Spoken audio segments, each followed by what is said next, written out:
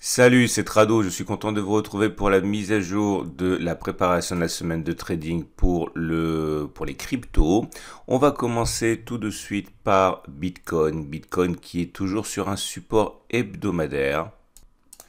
Ce support est compris entre 4270 et 28750. C'est globalement la marge de progression dans laquelle on évolue depuis maintenant le 19 mai, hein, quasiment un mois depuis que la grosse attaque baissière a eu lieu. Et pour l'instant, on n'arrive pas à s'extirper. Néanmoins, il y a du mieux parce que la stabilisation est en cours. On est toujours avec une tendance de long terme sur cette unité de temps baissière car on est en dessous de la M200. Par contre, si la tendance de fond est également baissière, on voit que la tendance générale et la tendance immédiate sont neutres puisque nous sommes au-dessus de la M7 qui est plate, au-dessus de la M20 qui est plate, en dessous de la M50 qui descend. Et il est bon toujours de constater que la prochaine résistance, si on devait continuer à progresser, la résistance importante s'établit à 47 122, 47 581. En tout cas, ceux qui croient à Bitcoin pour le moyen terme et le long terme achètent sur cette zone en espérant un retour sur les précédents sommets.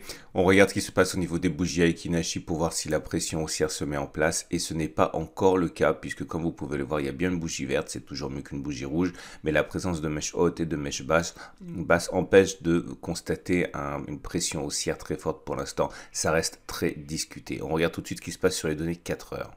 On regarde les données 4 heures maintenant. Si une bougie est égale à 4 heures de cotation, on voit que les choses sont de plus en plus claires. C'est une période de latéralisation longue et douloureuse qui est en place depuis maintenant un mois quasiment. On le voit au fait que la M7, la M20 et la M50 s'entrelacent dans une sorte de rectangle de consolidation. Le problème d'un achat maintenant expose à des rencontres avec des résistances fréquentes.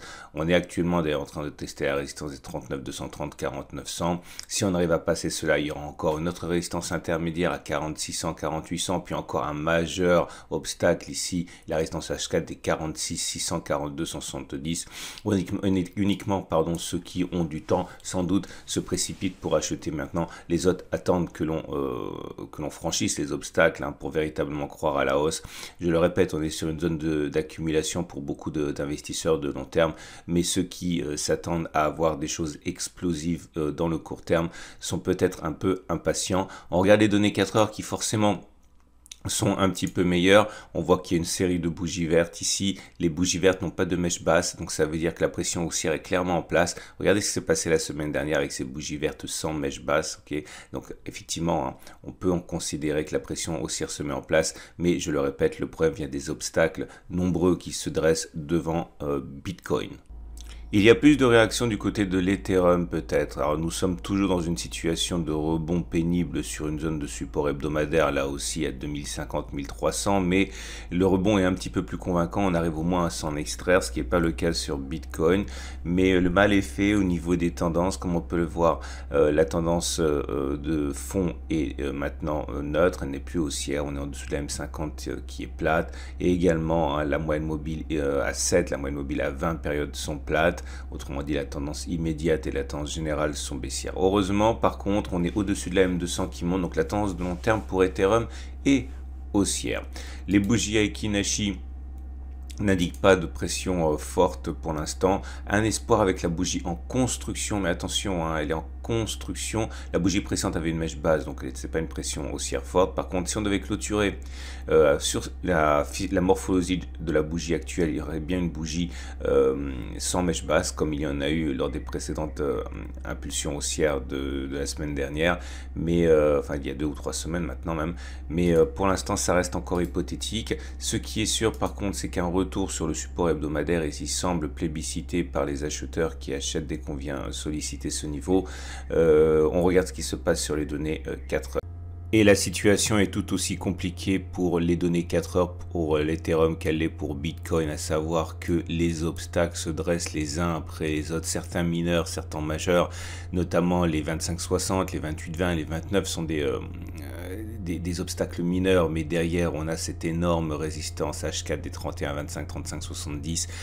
On a également des supports que j'ai fait apparaître ici par erreur comme une résistance qui peuvent soutenir provisoirement les cours, mais il faut bien comprendre que acheter maintenant, c'est s'exposer à cette espèce de yo-yo, de ping-pong entre les supports et les résistances et qui risque de mettre à rude épreuve les plus impatients.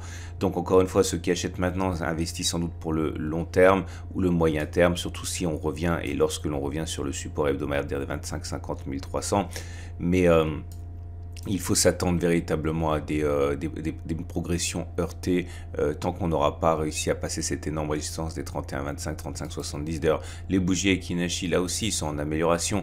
On voit que les bougies sont vertes. Si la bougie actuelle devait se clôturer telle qu'elle l'est apparemment actuellement, eh bien, on aurait une bougie de pression haussière puisqu'il n'y a pas de mèche basse. Mais on le voit, c'est pas la première fois que ça arrive et ça a été finalement pour revenir sagement latéralisé dans un énorme rectangle de consolidation.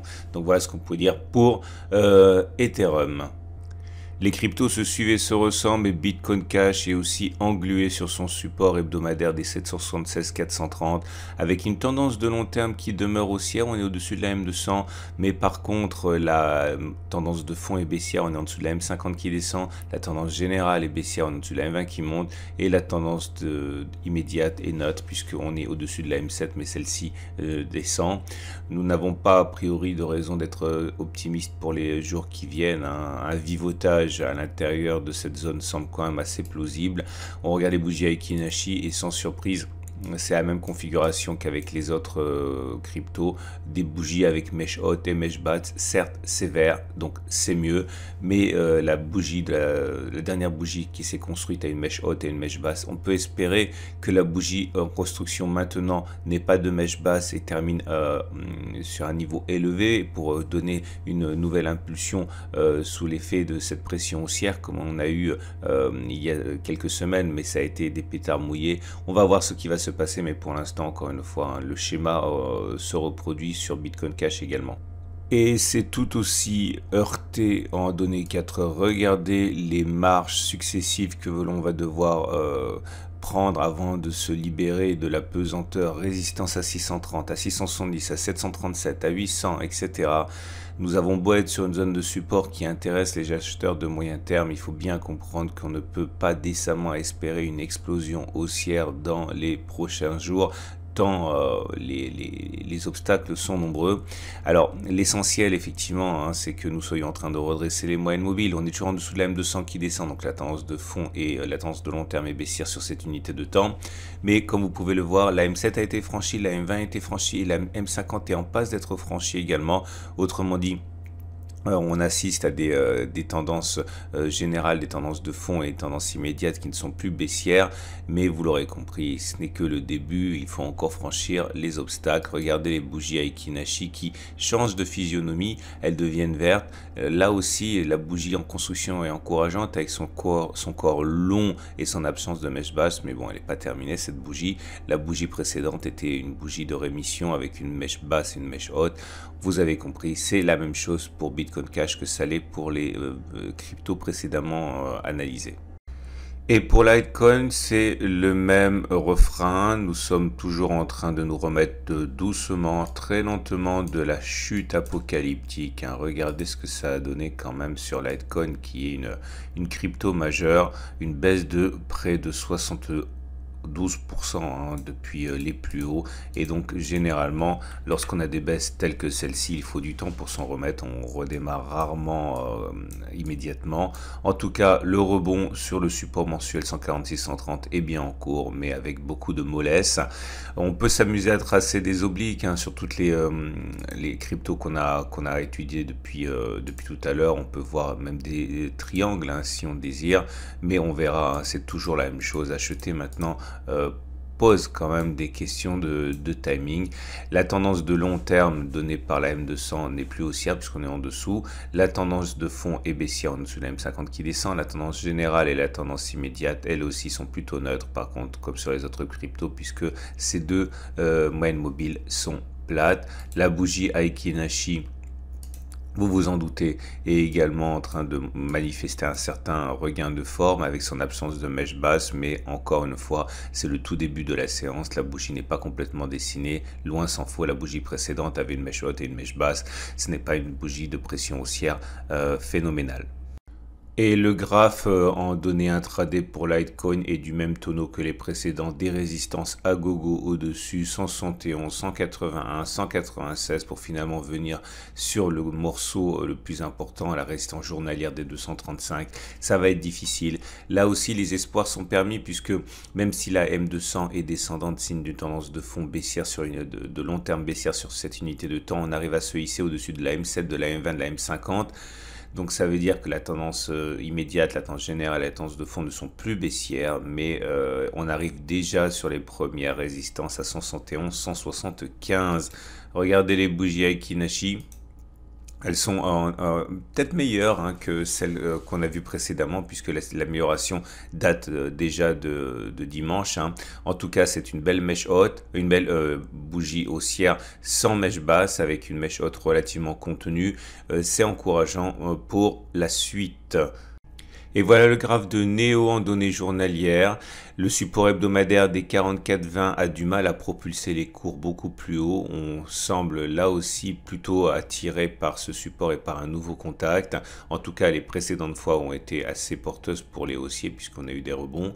La tendance de long terme donnée par la M200 est toujours haussière puisqu'on est au-dessus. Par contre, la tendance de fond est baissière en au-dessus de la M50 qui descend. Et la tendance générale et la tendance immédiate sont plutôt neutres avec des courbes M7 et M20 qui sont plutôt en train de dériver à l'horizontale. Malheureusement, les bougies Aiki-Nashi ne laissent absolument pas augurer d'une pression haussière, quelle qu'elle soit. La bougie précédente n'était même pas verte. Peut-être qu'on a un petit peu de retard à l'allumage sur Néo. En tout cas, la bougie en cours est meilleure. Elle est verte, mais vous l'avez compris, elle est que provisoire. C'est tout le début. Ce n'est que le début de sa fabrication et on verra si effectivement demain c'est un petit peu mieux. On regarde tout de suite les données 4 heures.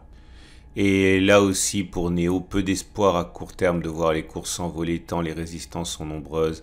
On a déjà ici mentionné les 50, les 72,4 depuis la semaine dernière. Il y a après les 64,6, les 62, les 57,9, les 53,9. Bref, il faudrait, à moins d'une nouvelle, il est toujours possible d'avoir une nouvelle qui propulse ou un tweet bien senti pour propulser les cours. Mais si les choses se font naturellement, toutes ces zones vont être sans doute l'objet de vente. Donc il est difficile de progresser. Néanmoins, on ne peut pas s'empêcher de noter les deux précédentes bougies plutôt encourageantes, une progression de Néo qui est assez intéressante. Donc, et regardez les bougies Aiki-Nashi. On a déjà une bougie verte sans mèche basse. C'est la deuxième qu'on serait en train de dessiner. Donc c'est pas mal pour la mise en place d'une tendance, d'une pression haussière. Néanmoins, la M200 est en descendante. On est toujours en tendance de long terme baissière. On est au-dessus de la M50 qui descend. Donc la tendance de fond est baissière. Seule la M7 et la M20 ne sont pas baissières puisqu'on est au-dessus. Même si on peut même deviner ici une M7 ascendante. Et puisqu'on serait au-dessus, la tendance immédiate deviendrait haussière. Donc plus de forme pour Néo que pour les précédentes crypto analysé. Et voilà EOS, tout à fait dans la même veine que ce qu'on a vu précédemment. On est sur un support hebdomadaire 56315, zone qui a déjà préservé les cours d'une continuation de la baisse. C'était en avril et puis plus récemment en mai. Sur cette zone, normalement, des intérêts acheteurs pour le moyen long terme sont présents, mais les choses traînent à repartir. L'essentiel est sauf avec des cours au-dessus de la M200 qui monte, donc la tendance de long terme est toujours haussière. Par contre, la M50 est descendante, la M20 est, on va dire, plate à descendante, la M7 est plate. Autrement dit, la tendance de fond, la tendance générale et la tendance immédiate ne sont plus haussières. Ça fait 2 séances qu'on essaie de progresser. Les bougies Aiki-Nashi deviennent donc de plus en plus optimistes, notamment celle qui se dessine actuellement et qui est verte. On regarde tout de suite les données en 4 heures. Et en données 4 heures, on retrouve les mêmes obstacles que sur les autres cryptos. Partout, des obstacles 7-6, 6-4, 6-2, 5-9, 5-5. Bref, on est sur une zone de support hebdomadaire. Donc à chaque fois que l'on végète dans cette zone, il y a sans doute des acheteurs de moyen long terme qui se manifestent. Mais on aura compris que les choses vont être difficiles à inverser. Surtout que la tendance de long terme est baissière, la tendance de fond est baissière. Seule la tendance immédiate et la tendance générale ne le sont pas. Et on regarde les bougies Aiki Nashi pour constater que le vert fait son apparition pour la 3e fois consécutive. La bougie précédente était intéressante, c'est une bougie haussière avec une absence de mèche basse. Peut-être que là aussi les choses pourraient se décanter, mais attention, difficulté à prévoir dès l'arrivée sur les 5,4. Alors Stellar est en difficulté car nous sommes en train de travailler copieusement le support hebdomadaire. Heureusement on rebondit mais de plus en plus mollement. On n'a pas clôturé en dessous de ce support hebdomadaire des 0,41, 0,32, donc l'essentiel est sauf. Mais on est en dessous de la M200, en dessous de la M50, en dessous de la M20 qui descend. Seule la M7 ne descend, seuls les cours sont seulement au-dessus de la M7 et c'est la seule moyenne mobile qui a été vaincue. Donc la tendance de long terme est baissière, la tendance de fond est baissière, la tendance générale est baissière et la tendance immédiate est neutre. Les bougies Aiki Nashi n'indiquent pas pour l'instant de rémission sérieuse. La bougie précédente était verte mais avec mèche haute et mèche basse, donc globalement c'est comme toutes les cryptos, si ce n'est que l'attaque du support est plus forte et significative que sur les autres cryptos. On regarde les données 4 heures. Et pour Stellar XLM, c'est pareil, chemin de croix avec des résistances très rapprochées, 0,62, 0,51, 0,47, 0,45, 0,40, 0,36, bref, ça va être compliqué. Heureusement, nous sommes sur une zone de support hebdomadaire. Ça ne suffit pas à inverser la tendance pour l'instant, puisque la tendance de long terme est baissière, la tendance de fond est baissière. Seules la M7 et la M20 ont été vaincues, mais elles sont plates, donc la tendance immédiate et la tendance générale sont neutres. Les bougies Aiki Nashi sont en amélioration là aussi, vous l'aurez compris, puisque comme vous pouvez voir, d'une part elles sont vertes et elles n'ont pas de mèche basse, donc c'est pas mal, c'est encourageant on va dire, mais pour l'instant tout reste à faire. L'idée est toujours la même, c'est que si les investisseurs s'intéressent au long moyen terme, des achats ont lieu sur ces zones, mais pour ceux qui s'intéressent plutôt au court terme, il y a très peu de marge de progression possible entre deux résistances, donc c'est vraiment à réserver à ceux qui ont une expérience des cryptos quand même assez présente. Je vous invite à regarder à la fin de cette vidéo dès maintenant l'analyse technique de moyen terme pour l'Ethereum et Bitcoin, également la préparation de la semaine trading sur indice qui semble quand même un petit peu plus simple à aborder. À la semaine prochaine pour la mise à jour.